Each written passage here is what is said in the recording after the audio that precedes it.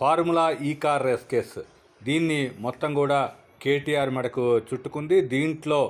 దీన్ని క్వాష్ ఈ కేసును ఏసీబీ కేసును క్వాష్ చేయాలంటూ బీఆర్ఎస్ వర్కింగ్ ప్రెసిడెంట్ కేటీఆర్ చేసిన విజ్ఞప్తిని అయితే హైకోర్టు తోసిపుచ్చింది. దీంతో ఇప్పుడు కేటీఆర్ అరెస్ట్ అవుతారా లేకపోతే విచారణను ఎదుర్కోక తప్పని పరిస్థితి అయితే ఏర్పడింది. దీంట్లోనే పూర్తి స్థాయిలో ఏసీబీ కేటీఆర్ని విచారించే అవకాశం కనిపిస్తోంది. దీంతో పాటుగా ఈడీ కూడా ఈ కేటీఆర్ని ఇప్పటికే కూడా నోటీసులు సర్వ్ చేయడంతో దీంట్లో కేసీఆర్ ఈ కేసులో పూర్తి స్థాయిలో విచారణ ఎదుర్కోక తప్పని పరిస్థితి ఏర్పడ్డది. అయితే దీని నుంచి కేటీఆర్ నేను ఎలాంటి తప్పు చేయలేదు అనేదైతే కేటీఆర్ చేస్తున్న వాదన. అయితే దీన్ని పూర్తి స్థాయిలో అంటే ఒప్పందానికి ముందుగానే కేటీఆర్ ఒక ప్రైవేట్ సంస్థకి ప్రభుత్వ సొమ్ముని 55 కోట్ల రూపాయల వరకు పంపించడం అనేది ఈ కేసులో కీలక మలుపుగా మారింది. దీన్ని ఏ విధంగా